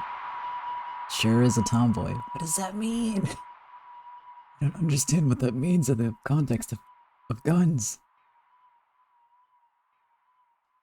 Ridiculously huge bullets, crazy destructive power, and one hell of a recoil. The perfect made-in-USA gun. Compared to this, 8mm number bullets are like pachinko balls. You should be able to handle her. Take it. Okay, let's go, old guys. We've got no time. Contact me if anything happens. We'll try gathering information here, too. Everyone, be careful. Stop pointing guns at each other like morons. Come on. We're just going to enjoy a party.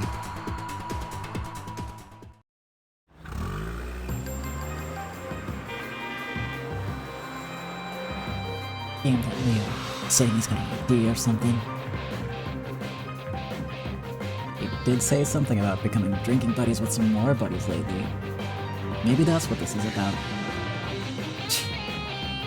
Just a bunch of old men back from the war messing around. Jesus Christ, Wayne. Where should we start with the crushing?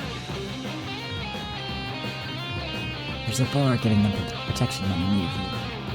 It's one of their hangouts. Ah, over there. No one goes in except Alfred and his gang. Pretty so-so for a hideaway. Let's start with a warm-up. I like it. Nice, I like it. Who are you guys? This bar only accepts regulars. Out of the way, small fry rats. Huh? What are you doing, brat? Hey, don't start provoking him all of a sudden. Alfred something told us to come here. Is he around? Huh? What's this guy talking about? What business is the boss supposed to have with you? We've been invited to a dance party. Nah, not quite. It's a bowling party we're headed to. Hey, these guys are Primaveras. There's no doubt. It's Wayne and Cyrus. The rats have finally crawled out from their holes. I told you. Bowling. You just gotta have 10 pins. You just got to have 10 pins. You really gave us some trouble the other day, right? Look at my nose. It's all bent because of you. Sorry about that. Okay, I'll bend it back for you now. Where's Alfred? Where's the bomb truck? Won't you tell us? Enough messing around. I'll kill you. Oh shit. I'm ready. issue.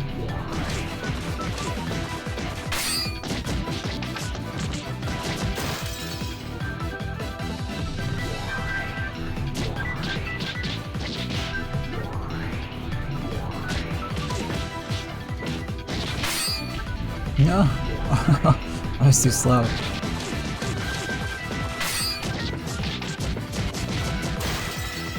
I was trying to get the most points and I rushed it. I didn't rush it, the opposite of rushing it. Well, it was Wayne, it doesn't matter.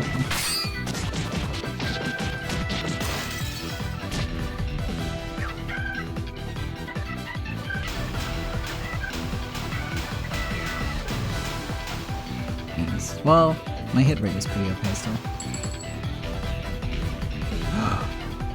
That's a level up. That's a level up. We're Star and Two Swords 1947 now. I forgot Keireiji's voice completely.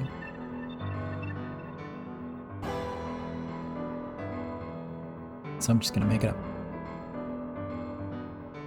You want to know where that Alfred is, you say? I thought you'd know. I do know the man. Though we're on terrible terms.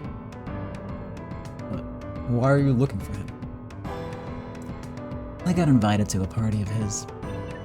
Don't dodge the issue. He's trying to kill someone I owe. And at 9 PM tonight. That's a... Excuse me. That's a troublesome man they've bumped into. Is this person a war buddy of yours? It's not a war buddy, but I owe them. They gave me food and a place to sleep. I see. If it's someone who helped a war buddy, then we owe them too. I can't ignore something like this. This is why you're the coolest. So, what do you want from me? Mediation for a conflict? Mediation. We won't run into this trouble again. We'll just put an end to this mafia game tonight. You're going to get rid of it. Did it sound like that? This city really has gotten violent. I'm liking you more and more, Shishigami. So, you're gonna crush Crazy Alfred, are ya? You heroic bastard.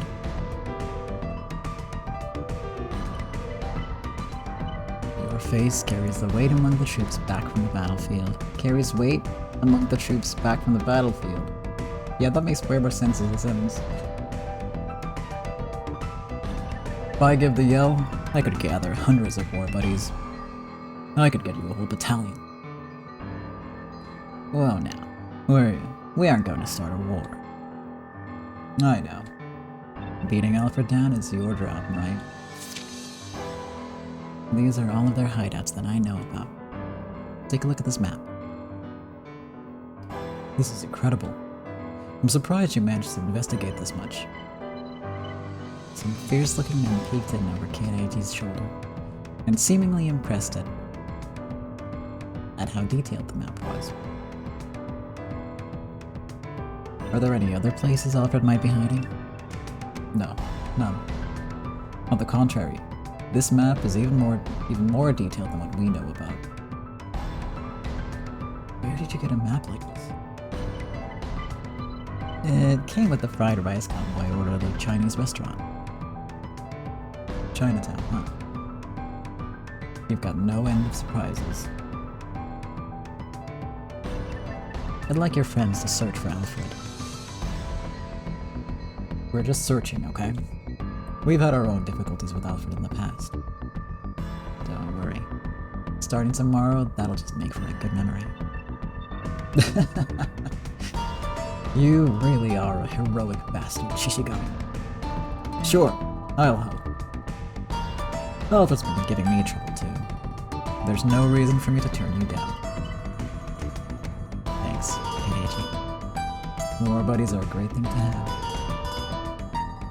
I don't need thanks, war buddy. But Don't forget this favor. And of course, you're full of surprises. I wish I'd met you on the battlefield. Tonight is a battlefield, isn't it? We'll gather our information here. Call the shop at regular intervals. And then you're dead. War buddy.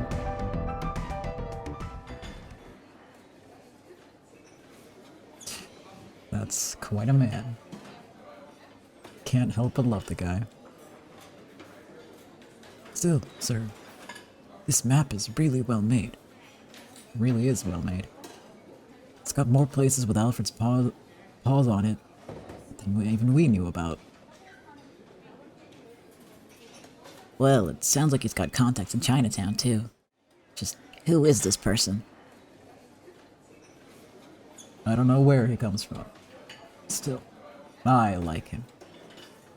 Don't want to let that one die. Miguel, you there? Gather some troops. It's finally time for another war.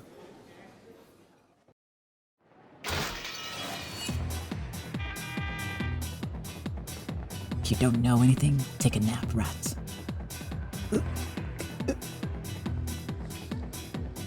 Looks like these guys don't know where their boss is either. We just gotta keep smashing them one by one until we see that bastard's face. Let's move it, old man. No matter how long we have, it won't be enough. We're in trouble. That's Leo's car. Where's that guy been wandering about? Sorry to keep you waiting. I've taken some measures of my own. On my own. Some folks back from the battlefront are going to help us. That should improve our odds a bit. My war buddies are already on it. Friends are a great thing to have, right?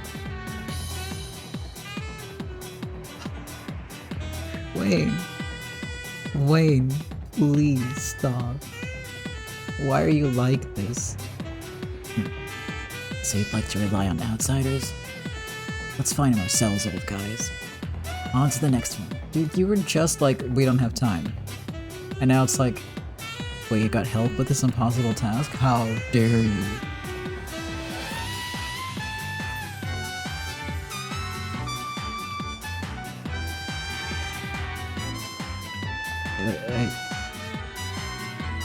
He's so fucking edgy that he doesn't even, like, operate under logic, I don't think. He's still trying to find his place in the world, yeah. Well, they're on a timer right now. He needs to find his place a little quicker. Or keep his mouth shut. One of the two.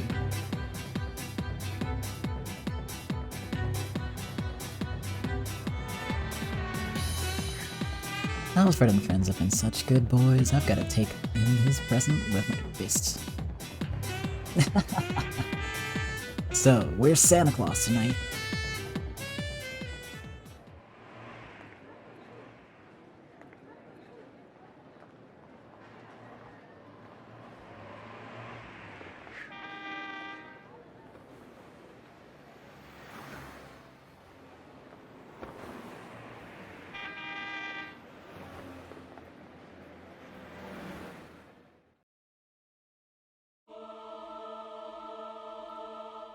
You.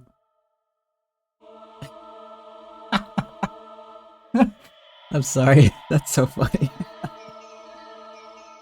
You are Santa Claus to Primavera. Yes, boss. Please leave it to me. I'll teach them a thing or two. Oh, no. The Santa Claus comparisons are weird to begin with, but then to end it on, we're gonna be Santa Claus, and then starting this with, you are Santa Claus is so fucking funny. That's beautiful. We filled this truck to the brim with rotting trash.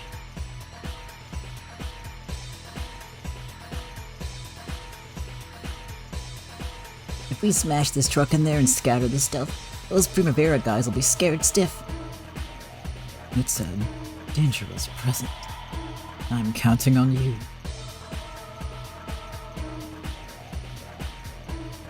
Oh, I see. I see what he's doing here, I think. You might end up in the hospital, but the reward when you get out can be anything you desire. Yes, boss. I'll come back to you a man. I'm so confused about this entire... Yeah, okay. Sure, bud. Sure.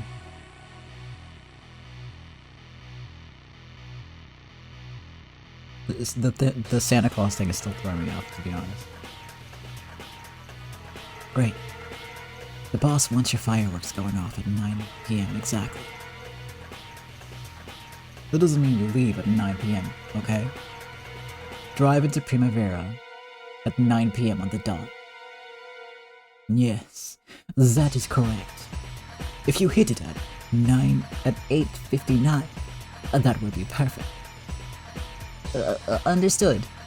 I'll ram it in right before 9 p.m. I'll wait nearby on the street until then, and then I'll floor it. Okay, here I go. Yeah, they are lying to this guy and saying, like, yeah, see? What a stupid kid. He doesn't even know what he's carrying.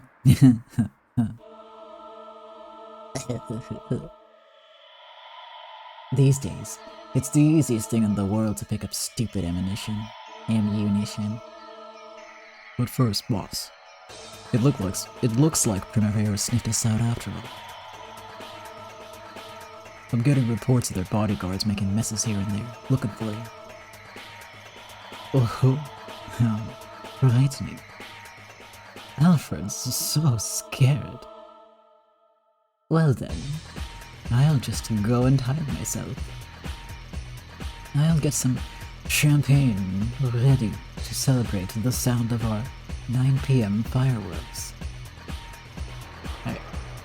I'm accidentally like slipping fake German in there with the fake French, I think. It's not intentional, but it fits his character perfectly, honestly. Do you think the sound of Primavera exploding will reach this far? It'll be a massive explosion on a quiet night. You'll probably be able to hear it from anywhere in the city. Why don't we pop the champagne's cork in time to that sound?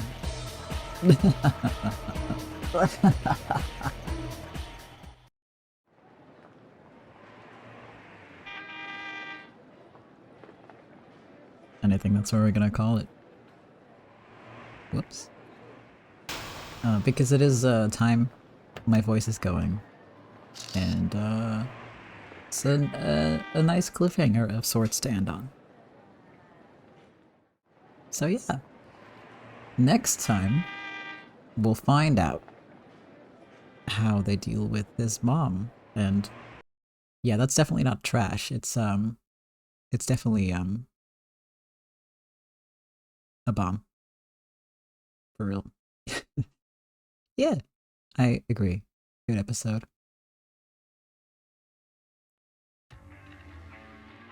Okay. Well. On that note, I am going. I will be back on Wednesday with a regular stream. I'm not sure what I'm gonna play yet or do, but it'll be something. I'm also going to dive back into video editing this weekend. I will also upload episode 6 of Rose Guns Days, which we just finished, to the YouTube channel as soon as possible.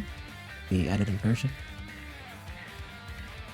And then next week on Thursday, going to be back with more Rose Guns Days. And then we'll find out, you know, if this bomb goes off or not, and if that poor little mook who has to drive the truck lives or not.